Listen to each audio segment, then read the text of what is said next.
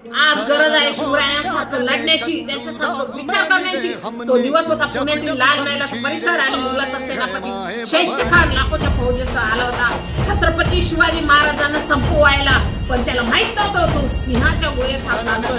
शाहिस्तेखान पुण्यात आला, त्याने शिवरायांच्या लाल महालात मुक्काम ठोकला। 1 वर्ष गेले, दुसरे गेले, पण खान काही लाल महालातून हले ना। शाहिस्तेखान लाल महालात बसला, आळशीपणात, गर्वात, मद्यपानात स्वराज्य संपवण्याची स्वप्न पाहत। आणि इकडे रायगडावर बसलेले शिवराय, मातीतून जन्मलेला वाघ, रणनीतीचा सम्राट, शाहिस्तेखानची खोड मोडायची असे शिवरायांनी ठरवले। हातीचा आमदार, थोडे मावळे आणि स्वराज्याचा ग्रस्त निर्धार खान लाल महल बाळगून बसला होता। हे एका दृष्टीने शिवरायांना सोयीचेच होते, कारण त्या वाड्यातून खोल्या, दालने, खिडक्या, दारे, वाटा, चोर वाटा याची शिवरायांना एकदम भूक माहिती होती। खुद्द शाहिस्तेखानाच्या महलात मध्यरात्री शिरावं आणि त्याला उडवावं असा बेत शिवरायांनी केला।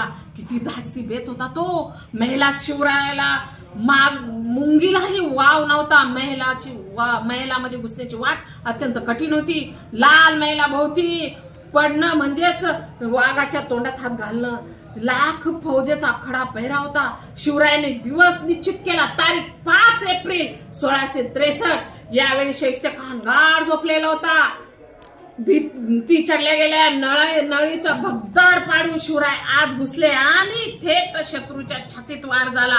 शिवराय आत शिरले, इतक्यात कोणीतरी तलवार घेऊन त्यांच्यावर धावून आले। शिवरायांनी त्याला ठार केले। त्यांना वाटलं शाहिस्तेखान असा, पण तो त्या शाहिस्तेखानचा मुलगा होता। गडबड झाली, लोक जागे झाले आणि शिवराय थेट खानाच्या झोपण्याच्या महालात गेले। त्यांनी शमशेर उपसली। शाहिस्तेखान घाबरला, शैतान शैतान म्हणून ओरडून खिडकी वाटे पळाला, पण तोपर्यंत उशीर झाला होता।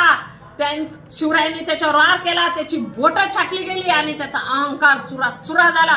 तो जीव वाचून पळाला। औरंगजेबला हा प्रकार समजताच त्याने फरमान काढून त्याची रवानगी बंगालमध्ये केली। इतिहासात शाहिस्तेखानचं नाव फक्त पळकुटा सेनापती म्हणून कोरलं गेलं आणि दुसरीकडे छत्रपती शिवाजी महाराज त्यांनी दाखवून दिलं, शौर्य म्हणजे फक्त तलवार नाही तर बुद्धी, धाडस आणि स्वराज्यावरचं प्रेम। हा प्रक्रम आपल्याला शिकवतो, संकट कितीही मोठं असो, शत्रू कितीही ताकदवान असो, पण जर मनात स्वराज्य असेल तर विजय आपलाच असतो।